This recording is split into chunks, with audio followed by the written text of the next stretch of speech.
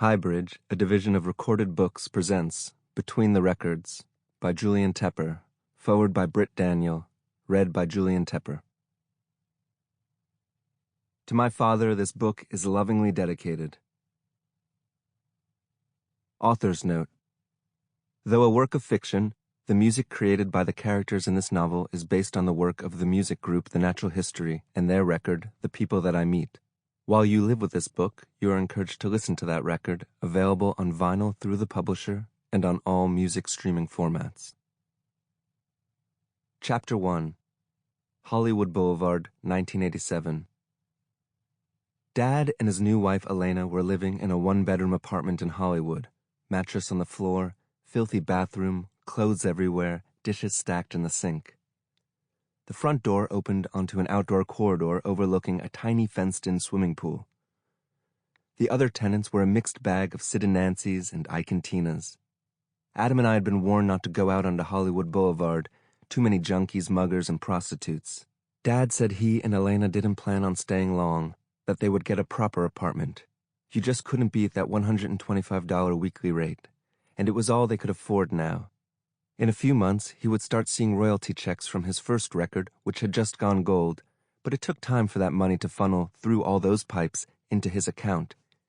He said that the next time we came out to see him, we should expect to go to sleep to the sound of something other than alley cats and heat. Dad spent the daytime hours behind the bedroom door writing his second record.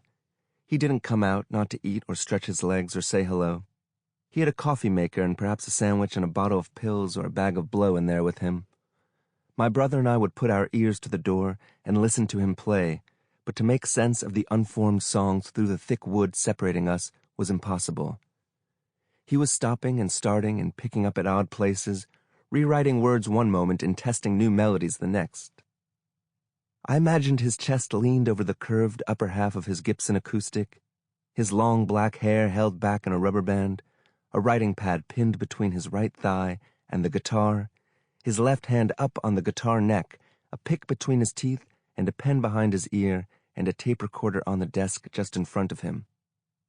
Every few minutes he moved from the chair to the windowsill, then to the bed and to the edge of the desk, before returning to the chair and scribbling down another line or two and crossing out others.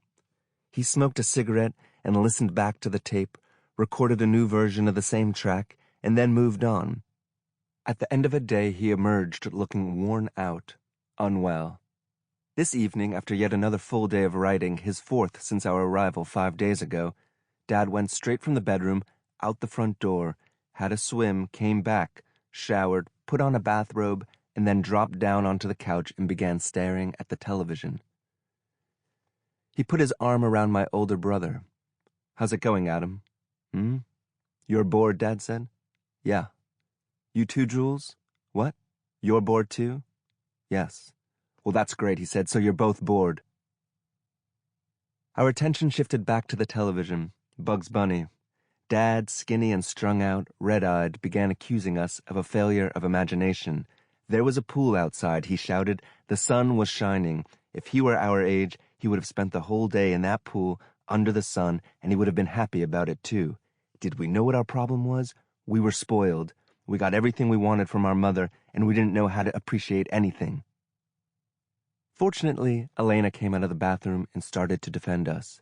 "The kids just want to see you, Walter. They have a right to be upset. They came all this way. Give me a break. They are seeing me. Here I am."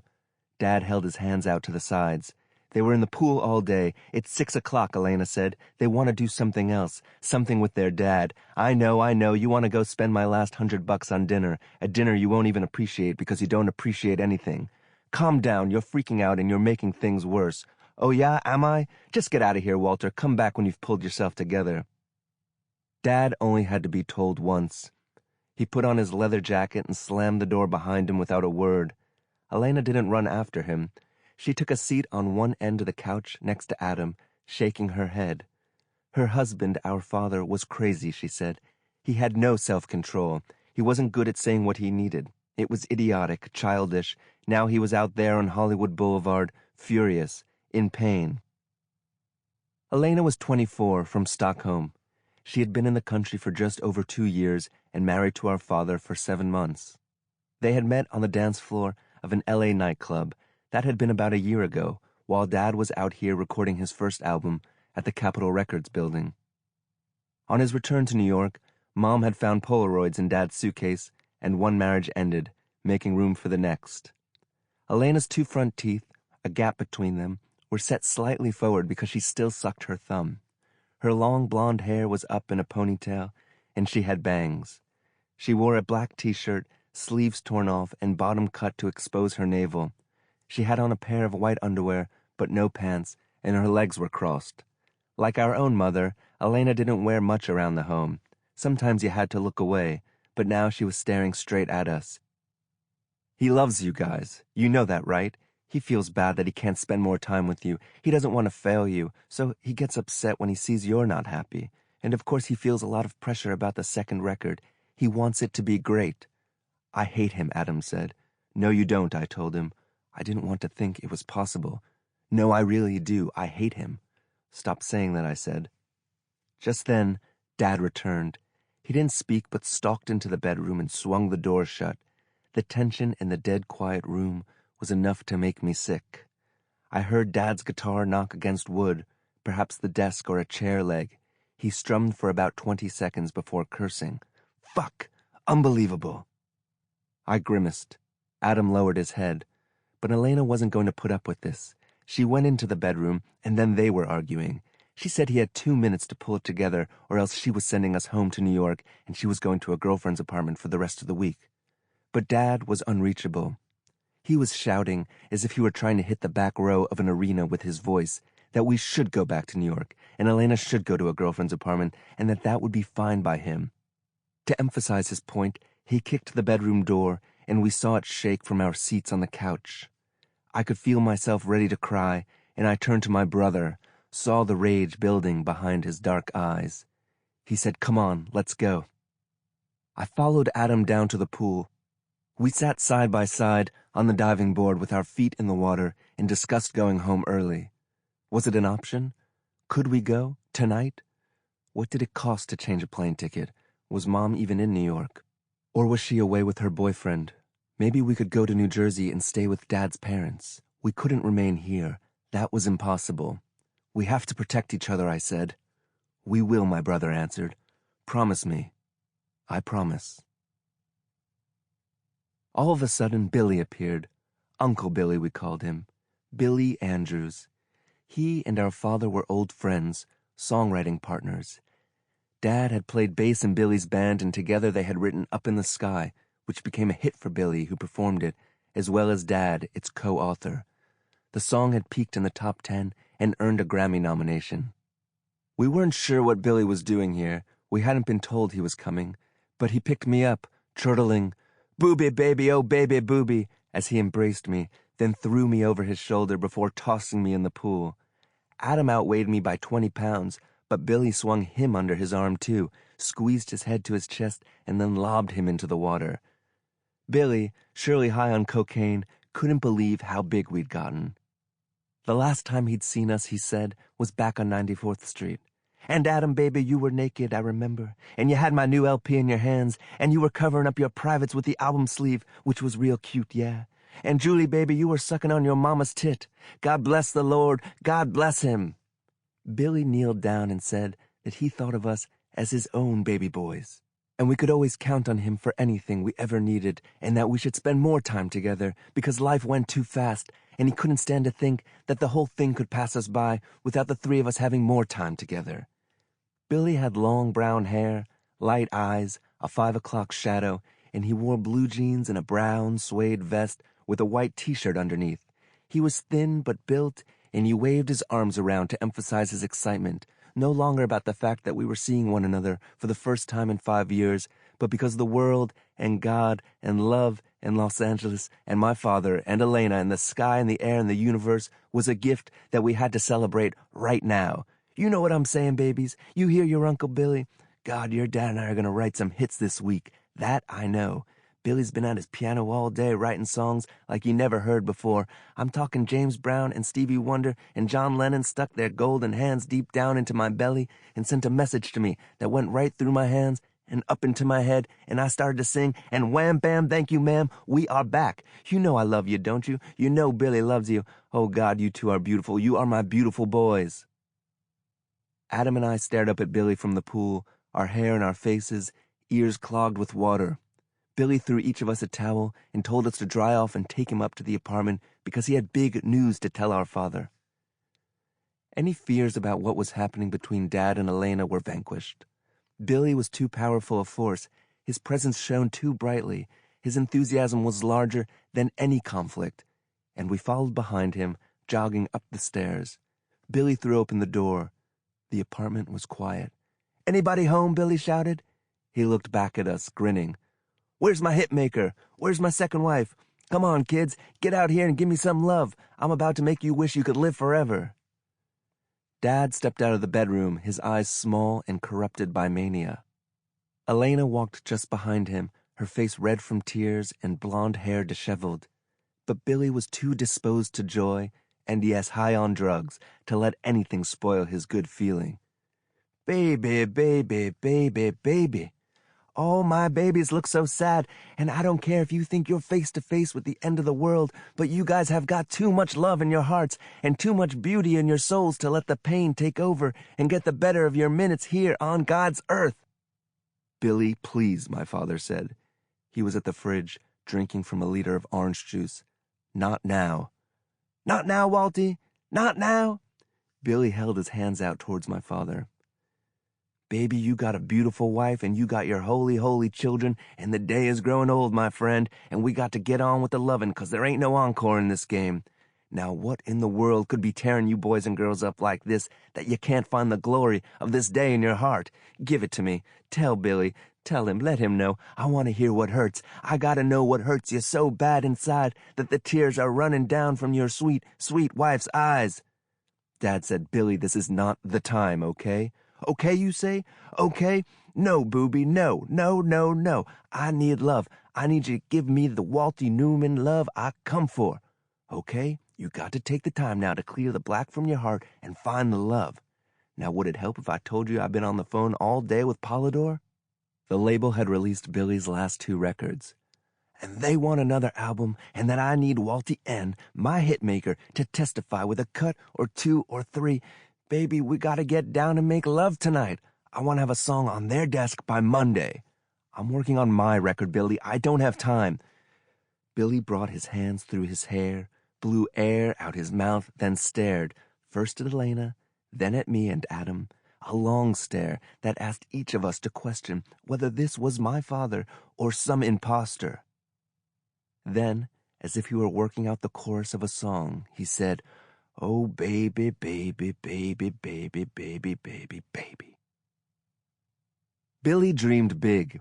He believed God had given him one of the greatest rock and roll voices ever, and that he would be as successful, as famous as Bruce Springsteen or Bob Seger, and that was that. He was always after my father to help him take over the world. They had written one big hit in 1980. Now it was 1987. If you had asked Billy 7 years earlier how many chart toppers they'd have penned by now, Billy would have asked how many Hall & Oates had to their credit, and then he would have told you to double the number. But alas, Billy and Dad were stuck at 1. And Billy, speaking to my father in this depressing Hollywood apartment, and feeling all the anger and despair and darkness pulsating between these walls, was stupefied by my father's resistance, but far from giving up. "So you're saying my most talented master songwriter can't spend a couple of extra hours this week at the piano with his brother in arms, his best man Billy, and get down a little harder? The people are dying for more. They are dying, Walty, dying to turn on their radios and make love to Walty and Billy, and God tells me that we got no choice but to give them what they want. Are you gonna say no? Julie, baby, Adam, baby, you think your daddy should say no to me right now when what I'm offering is to dance right back to the top of the airwaves and earn a mint and give love to the world?" The air conditioning was on, and my wet bathing suit was cold against my legs. This was no time to open my mouth. Adam, likewise, kept his shut. Elena, however, said, "Billy, Walter is having a hard time. Oh, well, God gave me eyes, and I can see that my brother is hurtin'. I will ease your pain, Walty." Billy had seen action in Vietnam. Though he never mentioned the details of his tour, he did like to bring up, as he did now, the fact that he'd nearly lost his life, and that he would not waste a minute feeling pity for himself. "Oh, yes, you know where I've been, Walty, and you know I can't talk about it, not here in front of the kids and your beautiful wife.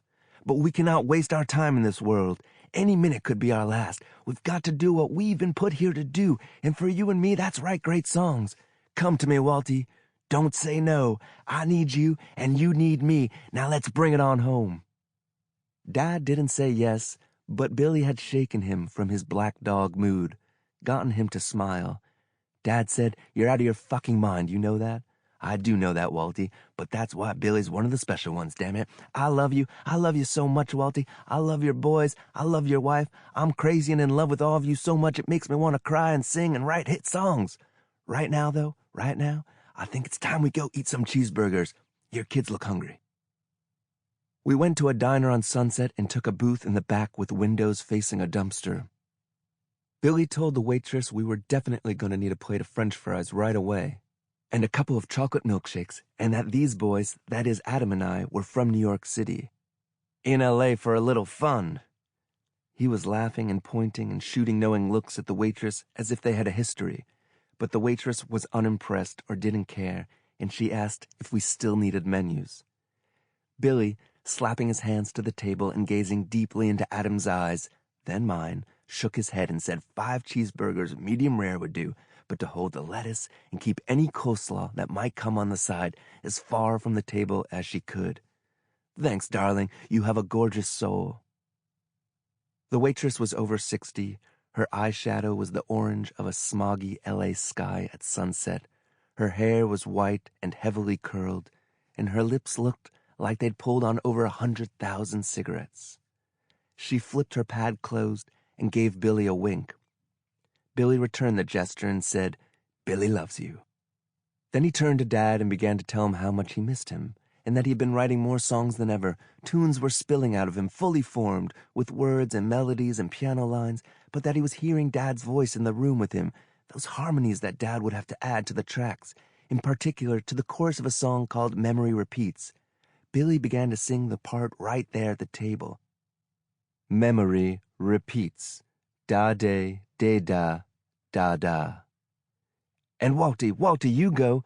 Now Billy sang in falsetto, with all 10 of his fingers opening like the petals of a tulip above his head. Memory repeats. Like that up there, repeats. I got a tape of it in the car. We'll take a drive up in the hills after we eat and have a couple of listens, talk it out, then pop over to my place and spend the night at the piano treating our souls to the mercy, Walty, that they're crying out for. Dad nodded. By now his coloring, his brow, his posture were commensurate with the sort of relief that came with letting go, the gratitude of being free of it. Though Billy was responsible for Dad's improved mental state, this didn't mean that Dad was pleased to be in Billy's company or that he was even comfortable around him in general. Dad was at his best with Billy when the 2 old friends were seated together at a piano with a pen and pad resting on the music stand with a song in the works. I could remember them in the living room on 94th Street, going from noon until the early morning hours. At the piano, at work with Billy, Dad was confident, focused, open, inspired. But anywhere else, with the God wants me to go to number 1, Billy, with the Billy loves you more than you could ever know, Billy, with the day is too beautiful to let sadness into your heart, Billy. Anywhere with any of these other Billys, and Dad grew irritable. "Oh, that burger is juicy. Hey, Julie, baby, Adam, now you know that your daddy's the most handsome man in rock and roll, don't you? I'm saying I have met every leading man in the business, and there is no better-looking living example than your daddy." Billy was hunkered over the table, his grin mischievous yet serious.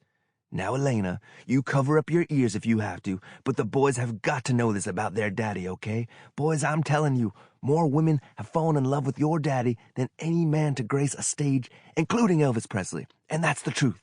Just look at him. Look at that face, those eyes, those lips. Walty Newman is a lady killer, and the day he married you, beautiful," he said to Elena, A million sweet young girls cried themselves to sleep. Yes, they cried, and I heard them, and I held them, and I told them that it was all gonna be okay, because Billy was gonna write a song for them, for all the girls who couldn't have Walty Newman of Bayonne, New Jersey. Billy, the boys don't have to hear this. Sure they do. They do. They love to hear it. Don't you, boys? Don't you? You know how good a daddy you got, don't you? Yeah, we said. Billy reached over the table and took my father's head in his hands. Walty, you got it all, my brother. You have got it all. He let go of Dad and then said to him, I'm so proud of you. You inspire me, baby.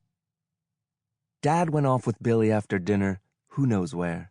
But the next day, when I told Dad how nice it had been to see Billy and what a terrific guy he was, and funny too, Dad said that Billy was great, sure, that everyone loved Billy and that Dad did too, that they were like brothers, but that Billy could be a real pain in the ass. He swung in from nowhere. You never saw Billy coming, because if he called and told you he was on his way, then he'd be forfeiting the impact of blindsiding you, which would decrease his chances of getting what he wanted.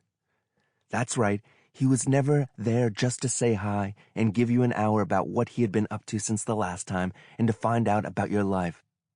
There was always an agenda, my father was telling me, as I worked the fold-out bed in the living room back into a couch. You saw Billy, and you had to deal with a whole vision that included you and every second of your life. And I've got nothing to give him right now. Nothing, my father said sharply. We were alone together in the apartment, Adam and Elena down at the pool. I folded the blanket, straightened the pillows, avoiding Dad's eyes. It would have been the wrong time to tell him how last night Billy had saved us from Dad, and that I was grateful to him. That if Billy hadn't showed up when he had, Dad and Elena would have fought all night. Who knew if we would have ever gotten around to dinner, and we would have had to go to sleep to their screaming. He's telling me, just come over for a week and we'll write a whole record. But he doesn't see what I'm going through. He doesn't care that I'm making a solo record of my own right now. It means nothing to him. It's all about Billy, Jules. Yeah. And I gave him 10 years. I did the Billy thing for 10 years. Now I'm doing me, and I can't let him in. I just can't do it. Okay, Dad, there's a lack of respect, he said. He takes no interest in my work unless it benefits him. And what kind of friend is that?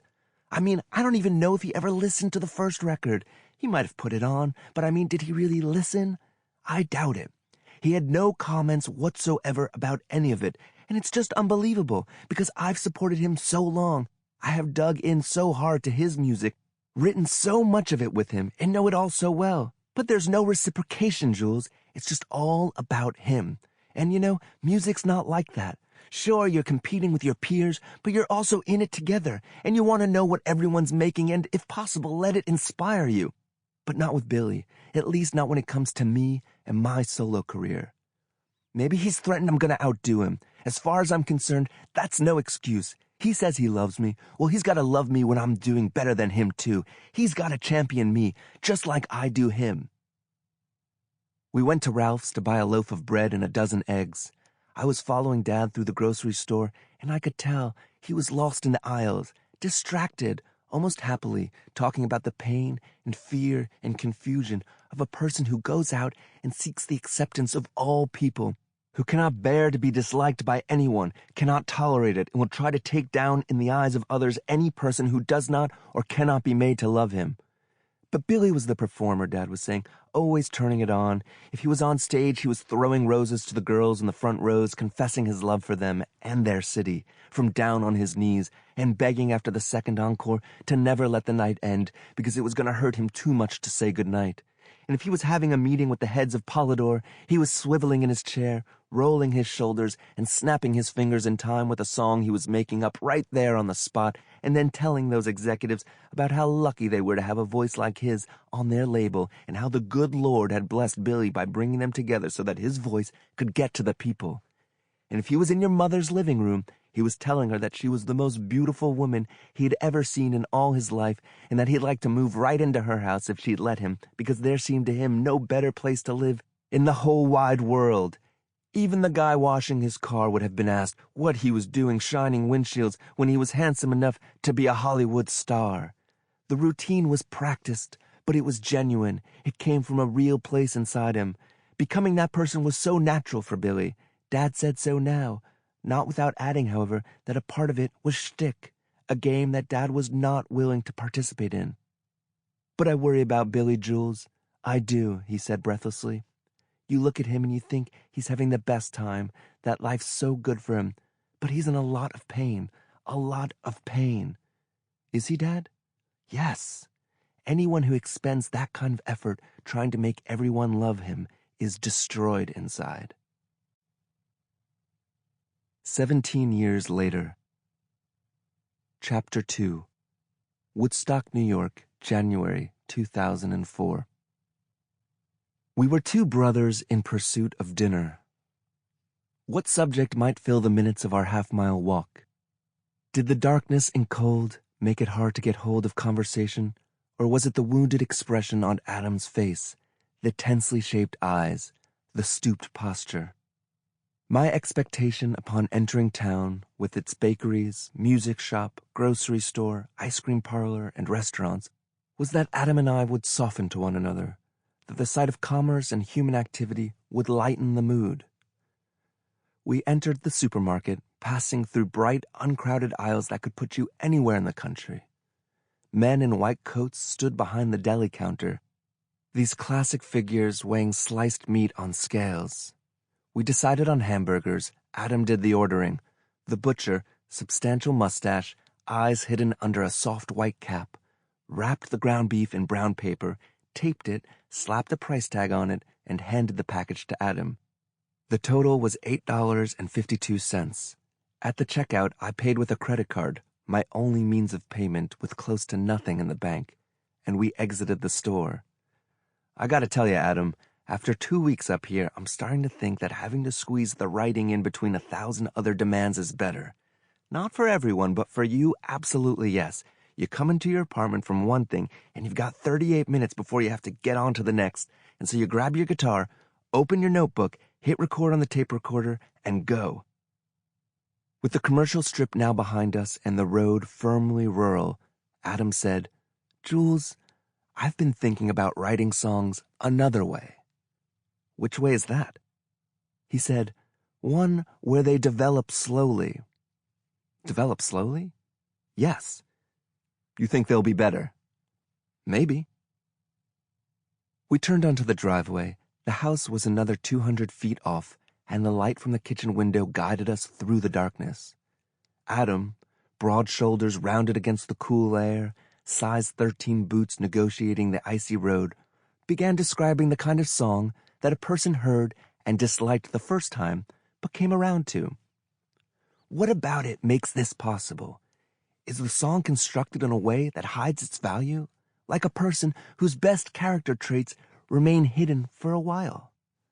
A person who forces a newcomer to work a little if he's going to get to the good parts. If you have to wait for it, you're going to appreciate it more, right?" "Sure, usually. Well, and what if writing this kind of song also takes time?" "What kind of song are you talking about?"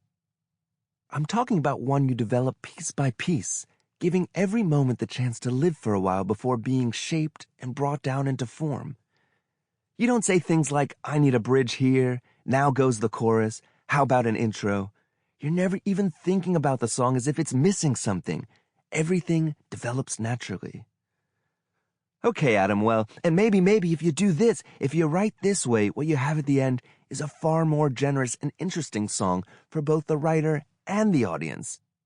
"Well, maybe so," I said, pushing open the front door, tossing my gloves on the red sofa, tearing off my hat. "But we've rented this house for 2 months, and we have 6 more weeks here. We should get the record written before going back to New York." Adam closed the front door behind him and slipped into the kitchen. I could hear him putting the kettle with the steam engine whistle up to boil, as well as the weight of his body moving from one foot to the other, causing the old wood floors to creak. Adam returned at the next moment then and said that he would like it if I would stop mentioning the record and how it had to get made. He wasn't talking about the record. He was simply thinking aloud about songwriting. "There's a stigma attached to taking your time," said Adam. "There is," I said, following my brother back into the kitchen, "because in most cases, if you're taking a very long time to write a song, you can usually feel in your gut that something's going wrong there. You know what I mean. I know you know what I mean." Adam pulled a bag of tea from the box on the shelf above the window framing the night forest and dropped it in a mug. My brother was born with a face. Sample complete. Ready to continue?